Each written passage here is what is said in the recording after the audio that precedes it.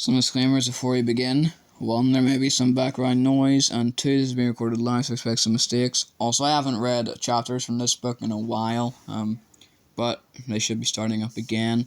Anyway, Chapter 13. Jim Littlewood and Craig Harris took Itch to the first aid room. It was a basic affair with a low bed, sink, and toilet. 2 chairs stood by the door, and there was a large medicine cabinet above a small table. Littlewood showed Itch to the bed, but he opted for one of the chairs instead. Mr. Harris took the other one. Itch caught sight of his profile in the medicine cabinet mirror. The bruise on the back of his head was enormous. It looked as though he had a small balloon inflated under his hair. It was pretty shocking, even to Itch. He dreaded to think what his mother would say. The school secretary was trying to get hold of her now. "I really think you should lie down, Itch," said Mr. Littlewood. "Bangs on the head should always be taken seriously, and yours looks mighty indeed. Do you have a headache at all?" "Actually, yes, I do, sir. Maybe you're right about the bed." Itch was suddenly feeling faint and dizzy, and Littlewood helped him over. "The ambulance will be here soon, but let's hope your mother arrives first."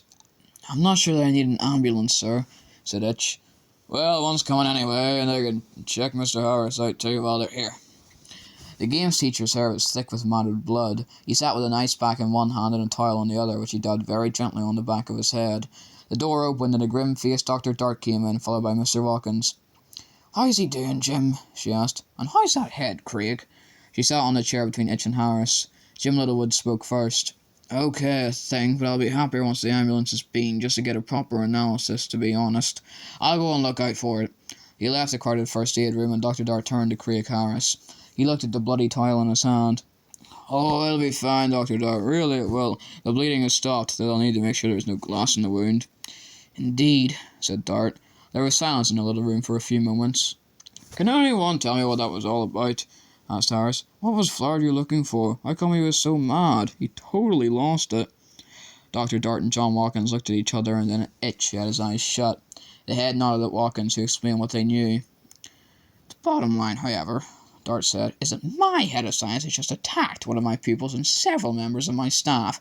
A sackable offence, a criminal offence. The police can make the next move. Apparently he drove off at high speed. I'm sure he won't get far." There was a tentative knock at the door. A small group of students stood outside. "We were wondering how Itch is." It was Lucy Cavendish and a group of Year 10s who nodded, peering in. "Shaken and bruised, Lucy. The ambulance is on its way," said Mr. Watkins. "Thanks for your concern." He smiled reassuringly and eased the door shut. Itch was wondering what he should do with the rock. He had an all-too-powerful image of it sitting in his beach house, slowly filling it and the surrounding seafront with radiation. He had expected to be handing the stone over to Mr. Watkins, but after Flaherty's attack he wasn't sure if that was wise. As far as Itch was concerned, he had merely recovered his own property, but would the police see it like that? Itch considered himself an honest person. His mum and dad had always insisted on him and Chloe telling the truth. Occasionally he had felt the need to be less than direct, even slightly underhand in getting hold of some of the elements for his collection. He had claimed he was 18 a couple of times, like when getting hold of some xenon. His mother had written the check, and he had not told her of the age restriction. Until the incidents of recent days, however, he had always assumed he was the sort who would own up to parents, teachers, or the police if he had done something wrong. But he hadn't owned up to the arsenic affair, and Chloe and Jack had been unimpressed. Now he got his stone back. He was convinced he hadn't done anything really illegal, but everything seemed less clear. "Ishingham's mother is here, and the ambulance is just behind." Jim Littlewood had seen Jude Loft hurrying up the school drive a few moments ago, and before she reached the academy entrance, the ambulance had turned into the drive, its lights flashing. He had run to the first aid room to pass on the news, surprised to see Mrs. Loft coming up the drive. As far as he knew, they hadn't been able to find her. They had left messages to call the office at her home and on her mobile, but none had returned. "Thank you, Jim," said Dr. Dart. "Stay here with Mr. Harrison at Chingham, will you? Mr. Watkins, will you come with me, please?" Down the corridor they could see a clearly agitated Jude Loft pacing up and down outside Dart's office. The school secretary, Sarah Hopkins, was trying to calm her and get her to wait in the office. It was Jude who saw the approaching head teacher and head of geography. "Oh, Dr. Dart, thank heavens! I come straight here without ringing. I'm afraid Mrs. Loft, do come into my office. I'm so glad you're here. I'm glad you got our messages after all. I wasn't sure whether we had a hold of you or not." Jude looked confused. "I'm sorry, I don't understand. What messages? Why are you glad I'm here?" The two women stood staring at each other for a moment, and Dr. Dart ushered Jude and Watkins into their office and closed the door. Everyone remained standing. We were ringing to ask you to come to the school because I'm afraid there has been a nasty incident involving Itchingham. He is okay, we think, but we have called the ambulance as a precaution, and the police are coming too.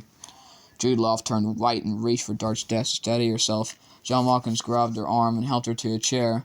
She sat down quickly. An incident? Please tell me it didn't involve an explosion. Where is he? I need to see him. You will, Mrs. Loft. Let me just explain what happened. Dr. Dart was, thought Mr. Watkins, impressively calm. Itch is in the first aid room and Mr. Littlewood is with him. I regret to tell you that Dr. Flowerdew attacked your son in his lab. He also injured 2 members of my staff. Itchingham received a number of bangs to the head. Mr. Flowerdew ran off and the police are looking for him.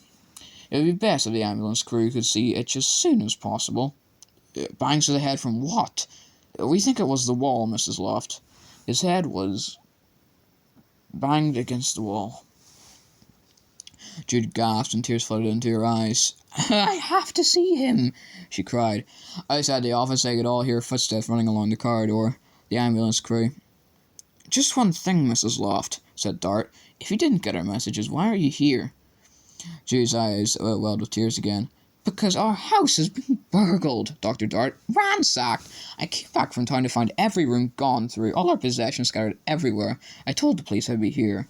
Jude Loft and Mr. Watkins in the head stood rooted to the spot, all looking at each other, unable to process all the information they had just received. Then, hearing a cry of pain from Itch, Jude ran from the office.